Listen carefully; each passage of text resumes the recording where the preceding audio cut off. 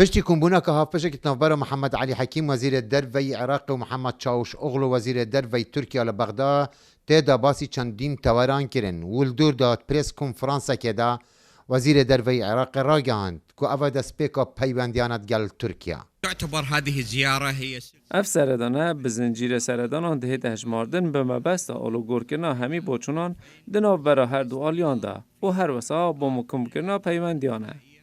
اجدایانین خوبه محمد چاوش ئۆغڵ دوێ پرێس کۆنفرانسێدا باسی پەیوەندیان بازرگانی و vekirina xalên gumrikî etnavbera Tirkiye û Iraqê kir. Bunun için ikinci bir Girîngî ewa ku dergehên sînorî zêde di navbera her du aliyan da vebin bi mebesta pêwendiyan û ji wan pêwendiyan hêlên hesin û yên bejayî.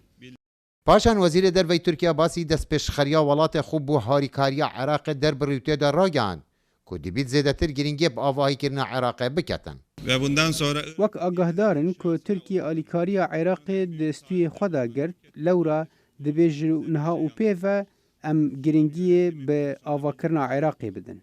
El çarçovê vê pres konferansê da Çawiş Oğlu Rûnayî xise ser vekirina çandîn konsulxanan li Iraqê û rezamendiya Iraqê bû vekirina wan konsulxanan ragihand. Ji bilî ji navbirina Daişan em amade ne ku deverê û herêmên sînorî ji rêxistinên terorîstên din paqij bikin. Li dirêja vê kongrê da Oğlu basî rahêlan û ramalkirina band û taqmên terorîstan kir û tê de ragihand ku dibît sinûrê Iraqê ji wan bandên terorîstî bêhne paqijkirin. bu Sererayê her du konsulxaneyên me li her du parêzgehan me daxwaz heye ku konsulxaneyeke dî li parêzgeha Necef û Kerkûkê vekin. Li dû me rizamendî bi vekirina konsulxaneyekê li Necef wergirt û em berdewamin kar bû bikin ji bo rizamendiyê bo vekirina konsulxaneyeka dî li Kerkûkê. Seredana Wezîrê Derveyê Tirkiye bi Iraqê pêngaveke bû mûkomkirina peywendî û berjewendiyên her du welatan.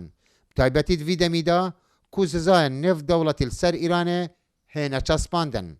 Li Bexda Nizar Abdullah, Dengê Amerîka.